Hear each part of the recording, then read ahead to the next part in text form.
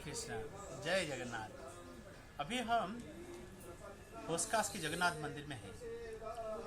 तो ये जगन्नाथ मंदिर जो है, जगत की नाथ, जगन्नाथ क्या है? मतलब जगत की नाथ है, the Lord of universe. He is the Lord of universe, the supreme Lord, तो कृष्ण हिमसेल्फ।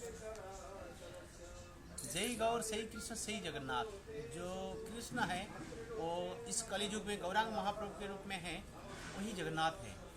तो स्कंद पुराण में वर्णन आता है, तो भगवान कृष्ण जो जो लीलाएं किए हैं मथुरा, वृंदावन, गोकुल, नंदगांव में, तो द्वापर में जो जो लीलाएं किए हैं वही सेम लीला आज इट इज जगन्नाथपुरी में अभी कर रहे हैं। तो वही कृष्ण ही है, लेकिन अलग से रूप है।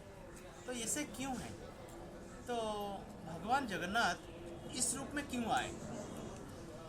तो ऐसे वर्णन आता है, जब द्वापर में भगवान द्वारका वृंदावन छोड़ के जब द्वारका में रहने लगे, जब उनकी विवाह हो गया, 16,108 रानी के साथ विवाह हो गया, तो भगवान ने क्या किए, तो अपने 16,108 रानी के साथ रहते थे, लेकिन रात को क्या करते थे? चिल्लाते थे, कृष्णा, राधा, गोपी, इस तरह से चिल्लाते थे। तो ये भाव देखते हुए सारे जो पत्नी लोग ने कंप्लेन करने लगे। किसको? माता रोहिणी को कंप्लेन किए। बोले ये आपका पुत्र, रात को हम इतने सेवा करते उनका, लेकिन रात को कभी बोलता है गोपी, कभी बोलता है राधा, चिल्लाता है। तो ये राधा और गोपी है कौन माता, बताइए आप। तब फिर तो माता रोहिणी ने बताने लगी, ये तो बात बड़ी गुह्य बात है, अगर मैं बताऊंगा और वो लोग सुन लेंगे, कृष्ण और बलराम सुन लेंगे, तुम लोग को छोड़ के यहाँ द्वारका छोड़ के भाग जाएंगे वो। तो इसीलिए बोले ये तो गुह्य बात है, ये इसको सुनने के लिए आप लोग एक बहुत बड़े महल के अंदर रहेंगे और इसके अंदर कोई दोनों भाई कोई नहीं आएंगे, और इसकी द्वारपाल ऐसा होना चाहिए जो उनको रोक सके। तो द्वारपाल कौन बनेंगी? तो सुभद्रा को बोले तुम्हारे बात तो मानते हैं दोनों भाई, तुम द्वारपाल बनो और इसके बाद हम कथा सुनाते हैं। तो रोहिणी माता ने बताने लगी भगवान की बचपन की लीलाएं। शास्त्र के हिसाब से बोला जाता है भगवान की बचपन की लीलाएं इतना दिव्य होती है, अगर कोई सुनता है तो उसको अंदर जीवन में 5 चीज आ जाता है। क्या आता है ना? उनकी कृष्ण कथा के प्रति रुचि बढ़ जाता है। इसके बाद फिर क्या होता है, दूसरी क्या होता है ना, अलग अनाप शनाप बोलने के बाद ही बंद हो जाता है। और इसके बाद क्या होता है, भगवान की आध्यात्मिक कार्य में रुचि बढ़ जाता है। इसके बाद एक श्लोक आता है, नारद जी बोलते हैं, सदा सेव्या श्रीमद् भगवती वार्ता जस्य श्रवण मात्रेण हरिचिते समाश्रयत। तो बोलते सदा सेव्या श्रीमद् भगवती वार्ता। श्रीमद् भगवती वार्ता मीन्स भगवान की कथा है, भगवान की भागवत की कथा। ये सुनने की जब अगर रुचि जिस व्यक्ति का बढ़ जाएगा और रोज सुनते रहेगा, इसके हृदय में हरि चिते समाश्रयत, चित्त में, हृदय में हरि निवास कर जाएंगे। तो वही प्रयास है। हम संसार में दुख झेल रहे हैं, कष्ट झेल रहे हैं, क्यों? हरि से हम विमुख हो चुके हैं। जब हरि हमारे हृदय में निवास कर जाएंगे तो फिर क्या, संसार की सारी चीज, सारे वस्तु हमारे लिए मिल जाएगा, सब कुछ प्राप्त हो जाएगा। तो वही तो रोहिणी माता ने ये कथा सुनाने लगी। तो ये कथा सुनते सुनते सुभद्रा की इतना विकार भाव आ गया, भगवान के प्रति इतना प्रेम बढ़ गया, जिसके कारण उनके हाथ पैर सब कुछ उकड़ गया, सब कुछ अंदर चला गया सुभद्रा का। और दोनों भाई कृष्ण और बलराम उनकी दोनों बाजू में आके बैठ गए। तो बैठने के बाद क्या हुआ, उनकी भी दोनों हाथ, पूरे हाथ पैर सुकड़ गया और आंख बाहर आ गया, बड़े बड़े हो गया, गोल गोल हो गया। इसलिए जगन्नाथ का जो आंख बोले चकाडोला, उड़िया में आगे जाएंगे तो बोले चकाडोला मीन्स गोल गोल आंखें हैं, भगवान का गोल गोल आंखें हैं। उसी वक्त नारद जी आके पदार्पण किए। नारद जी बोले अच्छा आपका इतना सारे रूप है, लेकिन ये रूप तो कभी देखा नहीं था, बहुत दिव्य रूप है, बहुत भव्य रूप है, तो इस रूप में आप प्रकट हो जाइए। बहुत ही सुंदर मुस्कुराते हैं आप, और बहुत बड़े बड़े आँख है, और बहुत सुंदर रूप है, ये इसी रूप में आइए। तो भगवान बोले देखो मैं तो भक्त वत्सल हूँ, मैं सबका वादा करता हूँ और मेरी बात में टाल लेता हूँ, लेकिन भक्तों की बात कभी टालता नहीं। अगर आपने बोलते हो इस रूप में मैं आऊँगा, लेकिन अभी संभव नहीं है, द्वापर की अंत में, कली के प्रारंभ में, नीलाचल क्षेत्र में मेरा ये रूप होगा और मैं जगन्नाथ के रूप में माना जाएगा। तो सारे संसार के लोग मुझे पूजा करेंगे जगन्नाथ के रूप में। Jagannath what? Lord of universe, जगत की नाथ है, सारे जगत की नाथ है। तो ये स्कंद पुराण में वर्णन है, कोई मन गढ़ंत कहानी नहीं है।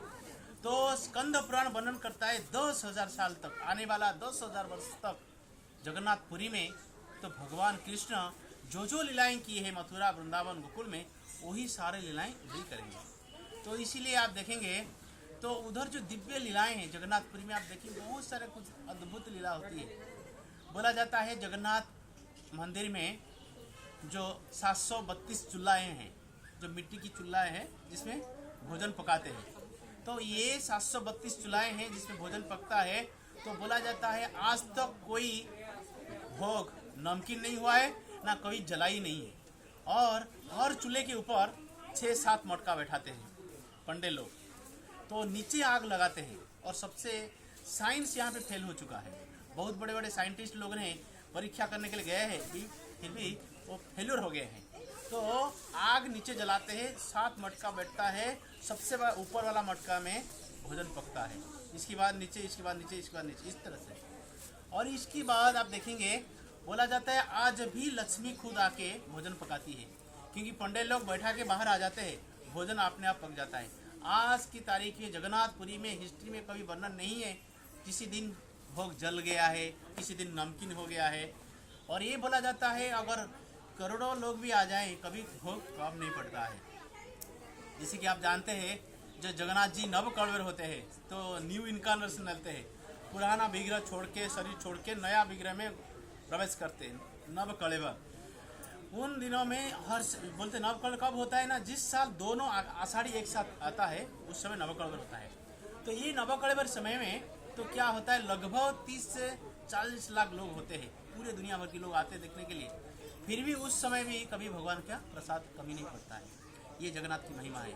और दूसरी चीज़ क्या आप देखेंगे तो जगन्नाथ मंदिर के पास समुद्र है, अगर बाहर आप देखेंगे समुद्र की गर्जनाहट सुनाई देगा, लेकिन एक कदम जगन्नाथपुरी के मंदिर के अंदर रखेंगे वो कभी सुनाई नहीं देगा आवाज़। और तीसरी जो है तो मंदिर की इतने विशाल 120 फीट की मंदिर है, इतना विशाल मंदिर है, मंदिर के ऊपर कभी भी एक पक्षी नहीं उड़ेगा, ना मंदिर के ऊपर गंबुज के ऊपर कभी भी एक पक्षी नहीं बैठ सकता है, और मंदिर के ऊपर कोई भी हवाई जहाज नहीं जा सकता है, ये है। और इस तरह से है आप देखेंगे कभी कभी लोग बोलते हैं रात को अगर नारियल पानी पीते हैं हमको ठंडी पकड़ लेता है, लेकिन जगन्नाथ जी रात को 9 बजे के बाद नारियल के पानी पीते हैं, ये स्कंद पुराण वर्णन करता है। और दूसरी चीज़ क्या है आप देखेंगे जगन्नाथ की सबसे एक मुख्य दर्शन होती है जिसको हम बोलते हैं बड़ सिंगार भेष। तो ये बड़ सिंगार भेष जो है रोजाना होते हैं 10:30 के बाद। तो ये बड़ सिंगार भेष जो होता है सिर्फ देवताओं के लिए है, सारे देवता लोग आते हैं उसको देखने के लिए, जगन्नाथ को मिलने के लिए और आरती करने के लिए। He is the Lord of universe ना। तो जैसे कि प्रधानमंत्री है, इसके बाद अलग अलग मंत्रियां हैं, उसी प्रकार से सारे अलग अलग देवादेवी जो है आते हैं भगवान को देखने के लिए और पूजा करने के लिए, वो बड़ सिंगार भेष। तो बड़ सिंगार भेष में आप देखेंगे तो बड़ सिंगार भेष के बाद पुजारी क्या करेगा, ताला डाल के मंदिर की बंद करके चला जाएगा। लेकिन अगर कोई सुनना चाहेगा दीवार में कान लगाएगा, उसके अंदर नाचना गाना आवाज़ सुनाई देगा। क्यों ना, अंदर देवता लोग ने भगवान के सामने नाचते गाते हैं, कीर्तन करते हैं। ये एक अद्भुत महिमा है। और दूसरी चीज़ क्या है, बोला जाता है जगन्नाथपुरी का जो आप देखेंगे तो जगन्नाथ जो है जिस स्थान पे बैठे हुए हैं, जब भोग लगता है लगभग 200 मीटर दूरी में जिस स्थान में बैठते हैं इसको रत्न मंडप बोलते हैं। रत्न मंडप में जो बैठते हैं, रत्न मंडप से जहाँ पे भोग लगाते पंडित लोग लगभग 200 मीटर दूरी है। लेकिन 3 पुजारी बैठेंगे, हाथ में पानी लेके बैठेंगे, घंटी लेके बैठेंगे जब भोग लगेगा। तो उस समय क्या होता है तो पुजारी अपने हाथों में देखेगा, चौलू जो है जो हथेली में देखेगा पानी में जगन्नाथ की रूप। अगर जगन्नाथ की रूप इसमें हथेली में नहीं आ रहे पानी के अंदर, इसकी मतलब प्रसाद बनाने में कोई गड़बड़ी हुआ है, तो उसको क्या करेंगे फिर मिट्टी को खुदाई करके दफना देंगे, फिर दोबारा कुकिंग होगा। ये प्रथा आज भी है जगन्नाथपुरी में। इससे अलौकिक दिव्य लीलाएं हैं। और बोला जाता है जगन्नाथपुरी की जो मंदिर के ऊपर जो झंडा है तो हवा की विपरीत दिशा में हमेशा उड़ता रहता है। विपरीत दिशा में हर समय। ये सारे अद्भुत लीलाएं होती है, भगवान की ये दिव्य लीला है। तो बोला जाता है अगर इस कलयुग में अगर आपने जैसे कि 4 धाम है, हाँ ये भी बताना चाहूँगा। 4 धाम का क्या महत्व है। तो भगवान की 4 धाम ऐसा है, लोग कभी कभी बोलते हैं गंगोत्री जमुनेत्री, वो सबको 4 धाम बोलते हैं, लेकिन ये नहीं है। शास्त्र में वर्णन है, स्कंद पुराण वर्णन करता है 4 धाम क्या क्या है ना। सबसे पहले भगवान आप देखेंगे सोते हैं बद्रीनाथ में, भगवान विश्राम करते हैं बद्रीनाथ में, तो बद्रीनाथ सोने के लिए है। इसके बाद भगवान ने क्या करते हैं, भगवान जाके स्नान करते हैं, रामेश्वर में स्नान करते हैं। रामेश्वर में 21 कुंडी है जिसमें से भगवान डुबकी लगाते स्नान करते हैं। इसके बाद फिर भगवान द्वारका जाते हैं, द्वारका में कपड़ा पहनते हैं, बहुत वेराइटीज कपड़ा, बहुत डिजाइन कपड़ा, बहुत महंगे कपड़ा होता है, तो कपड़ा पहनते हैं। फिर भोजन कहाँ करते हैं, जगन्नाथपुरी में जाके भोजन करते हैं। तो इसीलिए ये 4 धाम है। बद्रीनाथ में विश्राम करते हैं, रामेश्वरम में जाके स्नान करते हैं, द्वारका में कपड़ा पहनते हैं और भोजन करते हैं आपका जगन्नाथपुरी में। तो बोला जाता है अगर कोई व्यक्ति को 4 धाम की फल प्राप्त होना चाहिए तो सिर्फ जगन्नाथपुरी में जाके जगन्नाथ को प्रणाम करते हुए उनके प्रसाद खाने से व्यक्ति को 4 धाम का पुण्य प्राप्त हो जाएगा। तो इसीलिए वो लॉर्ड ऑफ यूनिवर्स। तो ये भी वर्णन आता है, एक बार भगवान शिव यात्रा के दौरान भगवान शिव रोज पूरे ब्रह्मांड को 2 बार भ्रमण करते, रोज 2 बार भ्रमण करते, सुबह और शाम को। सुबह करते 3 बजे से लेके 6:30 के बीच में करते हैं, शाम को 7 बजे से लेके 10 बजे के बीच में करते हैं। पूरे ब्रह्मांड को परिक्रमा करते शिव। तो एक बार परिक्रमा कर रहे थे शिव जी, तो परिक्रमा के दौरान में तो एक गाय आजू बाजू में घूमने लग गया, तो गुस्सा आया, एक थप्पड़ लगाए। वो गाय का जो सर धड़ से अलग हो गया, लेकिन वो सर जो है शिव जी के हाथ में चिपक गया, नीचे गिरा नहीं। इसके बाद वो बहुत प्रयास किए, गिरा नहीं, आगे चलने गए। चलते चलते देखे कि ब्राह्मण ने देखा, क्या आपने गाय का सिर हाथ में लेके जा रहे हो। तो ब्राह्मण ने क्रोध किया, फिर और क्रोध वशीभूत में नहीं हो पाया शिव जी का, ब्राह्मण को थप्पड़ लगाए। तो ब्राह्मण को थप्पड़ लगे, ब्राह्मण के आगे सर भी हाथ में लग गया, चिपक गया। एक हाथ में गाय का सर है और एक हाथ में ब्राह्मण का सर। तो ये लेके बहुत प्रयास कर रहे थे हाथ से निकालने के लिए, निकल नहीं रहा था। घूम रहे थे। तो चलते चलते जैसे कि जगन्नाथपुरी नीलाचल क्षेत्र में चले गए, धड़ाक से ब्राह्मण की जो सर है और गाय का जो सर है नीचे गिर गया। तो शिव जी ने तो इंक्वायरी करने लगे, बोले ये कौन सा पुण्य का क्षेत्र है, यहाँ पे मेरा पाप नष्ट हो गया, ब्रह्म हत्या और गो हत्या का पाप नष्ट हो गया, ये कौन सा क्षेत्र है। तो जिज्ञासा करने लगे, तो पूछते पूछते तो उनको पता लगा जे ये नीलाचल क्षेत्र है। तो इसके कारण भगवान शिव जी आज लोकनाथ के रूप में उसी पुरी धाम में पूजा पाते हैं। तो बोलते हैं वैष्णवानां यथा Shambhu, among the all the Vaishnavas Shiva ji the topmost Vaishnavas. तो वो हर समय भगवान की नाम लेते रहते हैं। जहाँ जहाँ धाम है भगवान उधर विराजमान करते हैं। जैसे कि अगर मथुरा जाएंगे भूतेश्वर के रूप में पूजा पाते हैं, अगर वृंदावन जाएंगे गोपेश्वर के नाम से पूजा पाते हैं, अगर आपने जगन्नाथपुरी जाएंगे लोकनाथ के रूप में पूजा पाएंगे, अगर आप भुवनेश्वर जाएंगे उधर लिंगराज के रूप में पूजा पाते हैं। और जगह में जहाँ जहाँ भगवान की कृष्ण जी की धाम है उधर शिव जी की निवास स्थान है। अगर आप रामेश्वरम जाएंगे, रामेश्वरम में भगवान शिव जी है, भगवान राम को पूजा किए थे। तो इस तरह से आप देखेंगे तो पुरी का महात्मा इस तरह से है। और जैसे कि जगन्नाथपुरी में रथ यात्रा होती है, रथ यात्रा का पीछे क्या है, रथ यात्रा का महत्व यही है, कुरुक्षेत्र से जबरदस्ती गोपियां ने भगवान को खींचते हुए कहाँ ले आते, वृंदावन ले आते। तो इसीलिए रथ यात्रा का सबसे पहला जो शुरू हुआ था कुरुक्षेत्र में, जबरदस्ती लेके उन्होंने कहाँ पे छोड़े थे, कुरुक्षेत्र से लाके उन्होंने छोड़े थे जगन्नाथपुरी में। तो जगन्नाथपुरी में आपसे देखेंगे, इसीलिए जो जगन्नाथपुरी जो धाम है, जिस स्थान पे भगवान बैठे हुए हैं उसको द्वारका बोलते हैं। द्वारका बोलते हैं, सुंदराचल बोलते हैं, लेकिन सुंदराचल बोलते हैं, लेकिन सुंदराचल से जो भगवान को खींचते हुए लेके जाते हैं, सॉरी नीलाचल बोलते हैं, नीलाचल। नीलाचल से माउसी मां मंदिर जो है सुंदराचल है। तो सुंदराचल क्या है ना, वृंदावन है। तो रथ यात्रा का महत्व वही है। तो भगवान को सुंदराचल से नीलाचल से सुंदराचल ले लेते हैं। तो द्वारका से भगवान पर द्वारका में ऐश्वर्य के साथ रहते हैं, द्वारका से खींचते हुए उन्होंने लेके चले जाते कहाँ ना, वृंदावन ले जाते। तो इसलिए मौसी माँ मंदिर जो है इसको सुंदराचल बोलते हैं, और सुंदराचल बोलते हैं मौसी माँ मंदिर भी है।